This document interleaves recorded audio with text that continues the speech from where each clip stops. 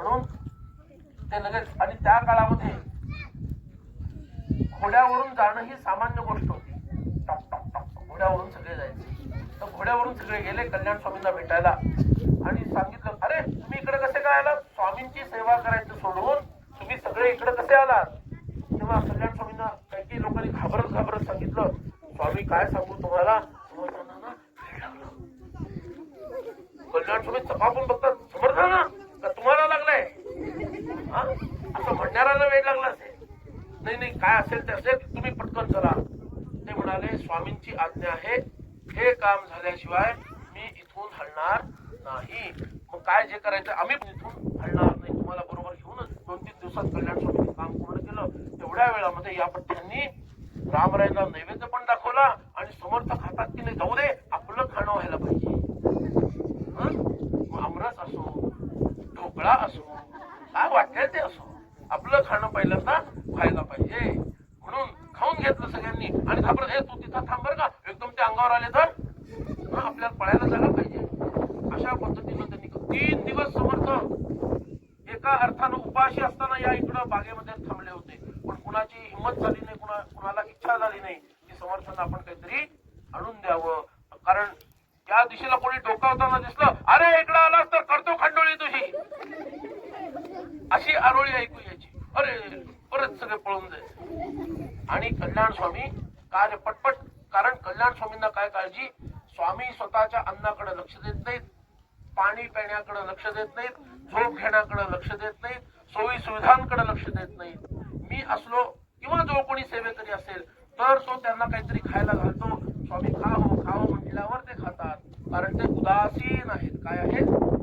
उदासीन, रामरायांच्या ध्यानामध्ये स्थिर आहेत. अन्नाची वासना नाही, पाण्याची वासना नाही, झोपेची वासना नाही, काही वासना नाही. ही काळजी कल्याण स्वामींना होती. पण काय करणार, स्वामींचीच आज्ञा होती, काम झाल्याशिवाय यायचं नाही. त्यामुळे त्यांना पर्याय नव्हता. ते काम पटापट त्यांनी कसं कसं पूर्ण केलं आणि वेगात घोड्यावर बसून ताबडतोब तिकडे गडावरती वर आले. जसे वर आले त्यांना सांगितलंच होतं स्वामी या भागामध्ये आहेत. कल्याण स्वामी जसे यायला लागले, आता हे काय अशी बांधकामं केली, तशी काही बांधकामं नव्हती. आता हे समाधी मंदिर पण त्यावेळेला नव्हतं, फक्त शेजघर होतं, बरोबर आहे ना. त्यामुळं कल्याण स्वामी लांबून येत असताना समर्थांना दिसलं, कारण ते जे स्ट्रक्चर आहे ज्याला ब्रह्मपिसा म्हणतो, तिथं जे झाड होतं त्याच्या शेंड्यावर समर्थ बसले होते. समर्थांना दिसलं माझा कल्याण येत आहे, आता जास्त वेळ नाटक चालणार नाही, it will not go on very long. Kalyan Swami जसे जवळ यायला लागले, समर्थ मोठ्यानं ओरडायला लागले, कल्याणा परत जा नाही तर तुझी खंडोळी करून टाकली. कल्याण स्वामींनी हात जोडलेले, मान खाली घातलेली, ज्या दिशेनं आवाज येतोय त्या दिशेनं झप झप झप पावलं टाकत समर्थांच्या जवळ येऊन पोहोचले. कल्याण स्वामींपर्यंत उडी मारता येईल एवढ्या अंतरापर्यंत कल्याण स्वामी आलेले बघितले आणि समर्थांनी त्या उंच झाडावरून अशी खाली उडी मारली. अशी खाली उडी मारली, थप्पकन त्यांच्या अंगावरती उडी पडली आणि त्या धक्क्यामुळे कल्याण स्वामी एकदम खाली बसले. जसे खाली बसले त्यांचा मस्तकाचा स्पर्श समर्थांच्या चरणांना झाला आणि कल्याण स्वामी असा जटा मुकुट बांधायचे, कळलं का. समर्थ केस मोकळे सोडायचे. आता ब्रह्मचार्याला केस मोकळे सोडता येत नाही, शास्त्राचा नियम आहे, ठीक आहे. ग्रंथी बंधन पाहिजे. समर्थांसारखे जे परमहंस असतात त्यांना ग्रंथी बंधनाचा नियम नाहीये, त्यामुळे समर्थ केस मोकळे सोडायचे. पण बाकीच्या शिष्यांना ग्रंथी बंधनाची आवश्यकता आहे, म्हणून ते असे केस बांधायचे. त्याला काय म्हणतात, जटा मुकुट, कळलं का. आणि मानेपर्यंत असं मारणार. आधी थोडी गोष्ट सांगायला पाहिजे, त्याला थोडी धमकी द्यायला पाहिजे. म्हणून समर्थ म्हणाले, ताबडतोब इथून निघून जा नाही तर तुझी खंडोळी करेल. कल्याण स्वामींनी काय उत्तर दिलं,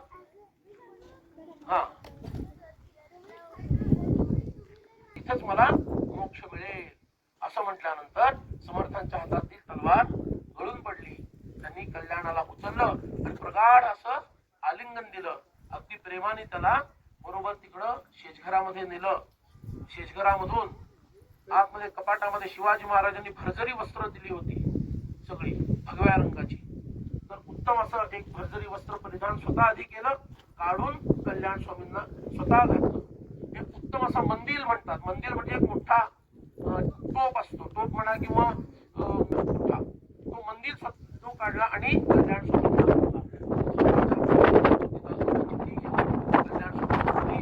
आणि एक फार मोठी घोषणा केली.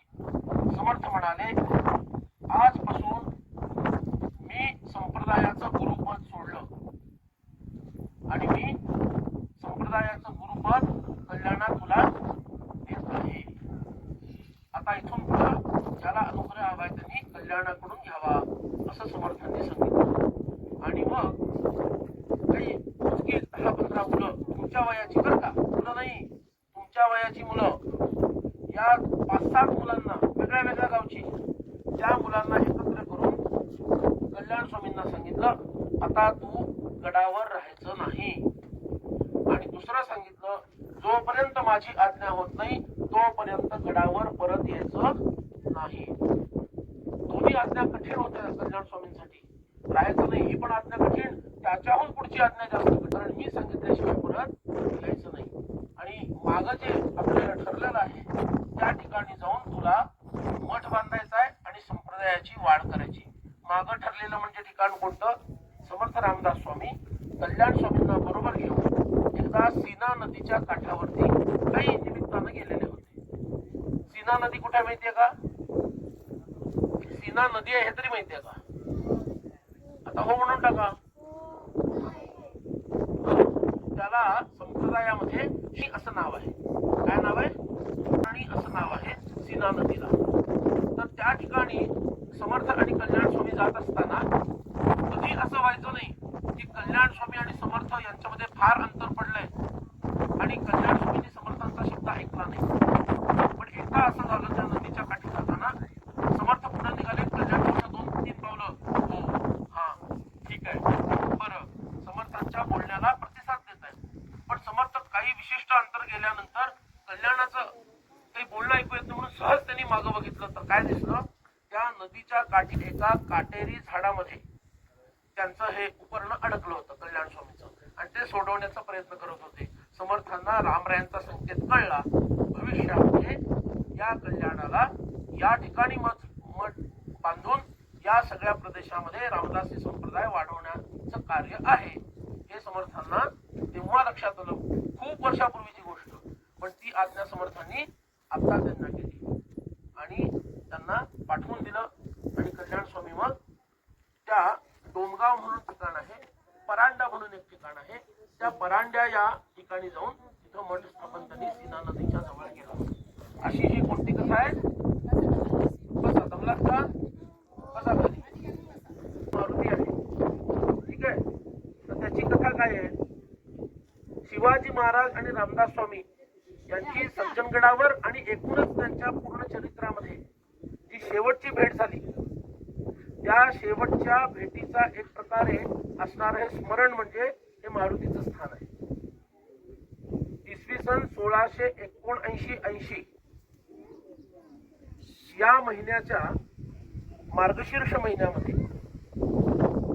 छत्रपती शिवाजी महाराज समर्थांना भेटायला गडावरती आले होते आणि ही त्यांची शेवटची भेट झाली समर्थांची आणि. तर या दरम्यान थोडे दिवस शिवाजी हे मंदिर तेव्हा नव्हतं. शिवाजी महाराज गडाची पाहणी करण्यासाठी या ठिकाणी आले. या ठिकाणी त्यांना असं दिसलं, आज पण आपण पाहतो इथं इकडचा जो इकडची जी बाजू आहे गडाची, सामरिक दृष्ट्या म्हणजे वॉरच्या दृष्टीनं बघितलं तर थोडी दुबळी आहे. शत्रू पटकन इकडून हल्ला करू शकतो.